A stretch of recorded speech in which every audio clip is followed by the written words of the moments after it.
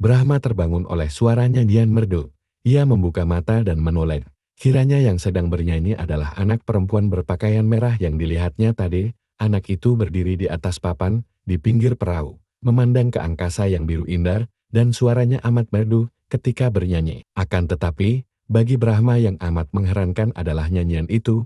Kata-kata dalam nyanyian itu bukanlah nyanyian kanak-kanak, bahkan mengandung makna dalam seperti sajak dalam kitab-kitab kuno. Ia mendengarkan penuh perhatian tanpa menggerakkan tubuhnya yang masih terlantar. Betapa ajaib alam dunia. Segala sesuatu bergerak sewajarnya, menuju ke arah titik sempurna. Matahari memindahkan air samudera, memenuhi segala kebutuhan di darat, dibantu hembusan angin yang kuat. Setelah melaksanakan tugas mulia, air kembali ke asalnya. Semua itu digerakkan oleh cinta. Apa akan jadinya dengan alam semesta tanpa cinta? Brahma mengerutkan alisnya.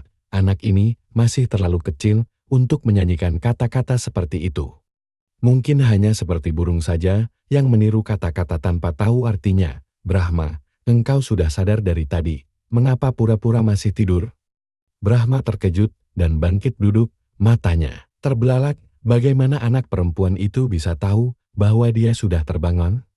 Padahal dia tidak mengeluarkan suara dan anak itu tidak pernah menengok, bahkan ketika menegurnya pun tidak membalikkan tubuh. Apa engkau mempunyai mata di belakang kepalamu? Brahma melompat berdiri dan bertanya. Anak perempuan itu kini membalikkan tubuhnya, memandang dengan sepasang mata yang mengingatkan Brahma akan sepasang mata burung Garuda tunggangan murid pendekar tongkat naga puspa. Anak itu tersenyum dan Brahma terseret dalam senyum itu. Tanpa disadari ia pun meringis tersenyum. Apa kau kira aku ini siluman yang mempunyai mata di belakang kepala? Kalau tidak mempunyai mata di belakang, bagaimana engkau bisa tahu bahwa aku telah bangun dari tidur? Bunyi pernapasan orang tidur dan orang sadar jauh bedanya, dan biarpun sedikit, gerakan tubuhmu terdengar olehku. Brahma bengong boal. Kiranya anak perempuan yang kelihatan lemah lembut dan pandai bernyanyi, dengan suara merdu ini, memiliki pendengaran yang tajam luar biasa. Ini hanya menandakan bahwa anak ini telah berlatih tenaga dalam. Teringatlah ia akan cara pengawal menaikkan keranjangnya. Tak salah lagi, tentu penumpang perahu ini merupakan orang-orang yang memiliki kepandaian tinggi, dan anak ini bukan anak sembarangan. Dapat dibandingkan dengan murid pendekar tongkat naga puspa atau anak laki-laki pulau Dedemit itu. Akan tetapi, karena dia sendiri pun sejak kecil telah digembleng orang-orang pandai, Brahma memandang rendah dan tidak memperlihatkan kekagumannya, bahkan pura-pura tidak tahu bahwa anak perempuan ini memiliki kepandaian. Nyanyianmu tadi sungguh ngawur.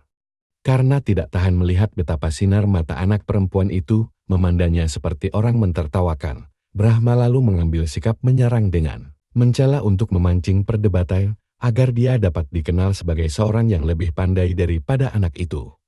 Brahma merasa kecelit kalau dia memancing kemarahan anak itu, karena anak itu sama sekali tidak marah, bahkan tersenyum manis sekali dan bertanya, bagian manakah yang kau katakan ngawur? Semuanya, maksudku, engkau bernyanyi seperti burung, tanpa mengerti artinya. Misalnya kalimat yang mengatakan bahwa semua itu digerakkan oleh cinta, aku tanggung engkau tidak mengerti apa artinya. Bocah sebesar engkau ini mana tahu tentang cinta. Mata itu bersinar lembut ketika menjawab, Brahma, ketika aku diajar menyanyikan kata-kata itu, aku telah diberi penjelasan. Tentu saja aku tahu, dan aku heran sekali kalau engkau tidak tahu arti cinta. Cinta adalah kasih sayang murni yang menguasai seluruh alam. Tanpa cinta atau kasih sayang ini, kehidupan akan tiada.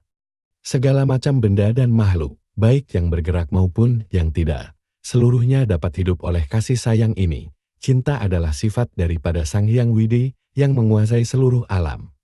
Kembali Brahma menjadi bengong, tidak salahkah pendengarannya? Ucapan seperti itu keluar dari mulut seorang anak perempuan yang masih ingusan. Ia penasaran dan menyerang lagi, engkau hanya meniru-niru. Belum tentu engkau mengerti betul tentang cinta. Kalau benar mengerti, coba kau beri penjelasan dan contoh-contoh. Kini anak itu memandang wajah Brahma dan kelihatan sinar mata membayangkan perasaan kasihan. Brahma Wiraloka, benarkah engkau tidak mengenal arti cinta itu? Air, sungguh patut dikasihani. Sinar matahari yang memberi kehidupan itu adalah kuasa cinta. Air laut yang mengandung garam, yang menjadi awan, dan hujan mengaliri segala yang membutuhkan air di darat, angin yang bertiup, hawa udara yang kita hisap, tanah yang kita injak, dan menghasilkan tumbuh-tumbuhan. Semua itu adalah kuasa cinta.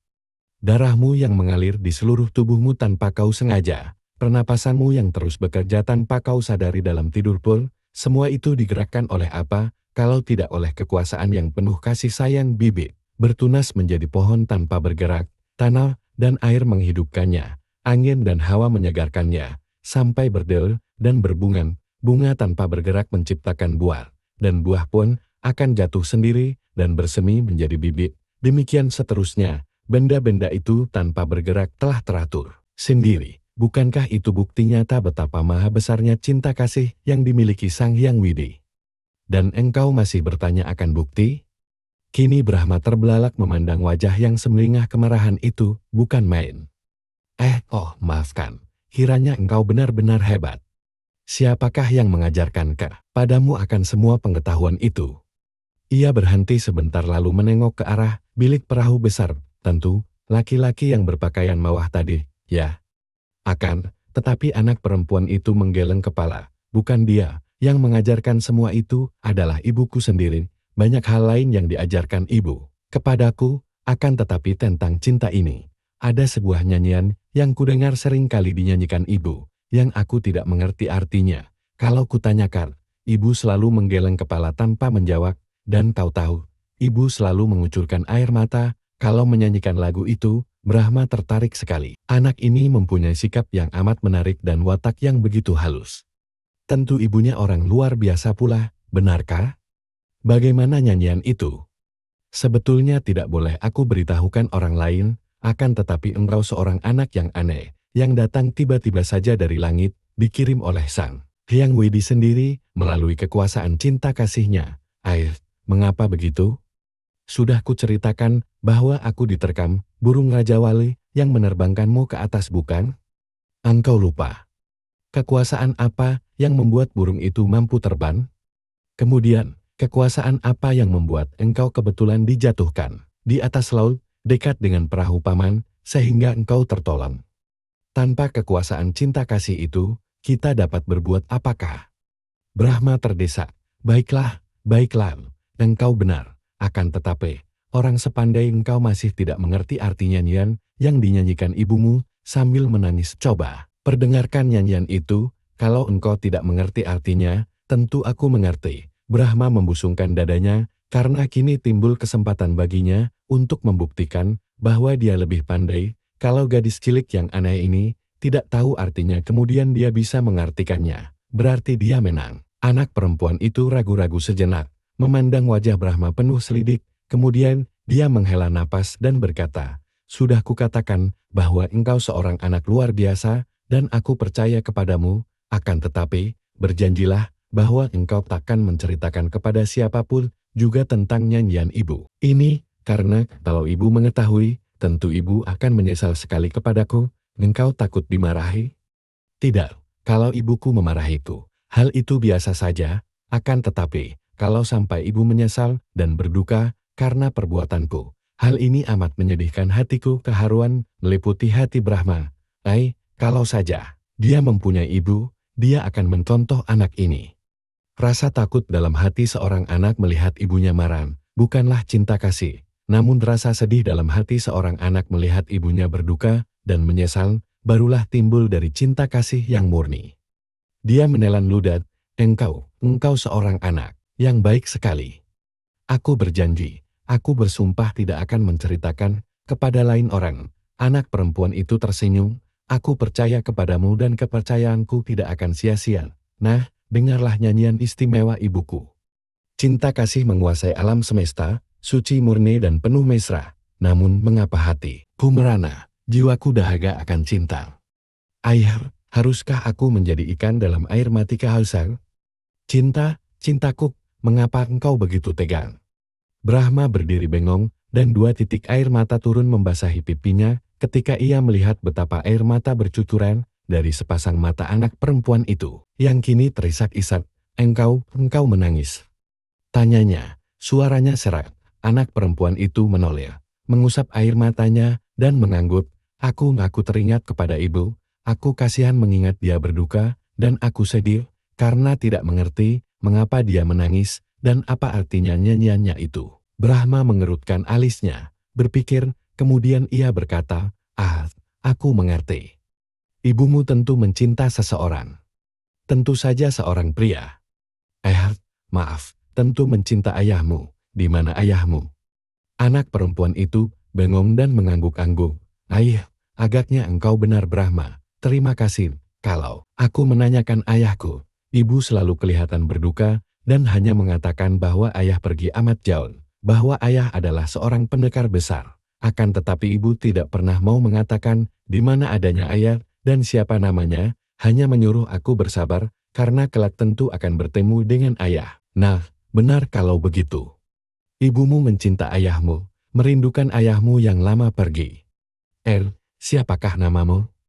Namaku Woro Puspitasari, bagus sekali. Apakah yang bagus? Namamu itu, tentu engkau puteri bangsawan bukan?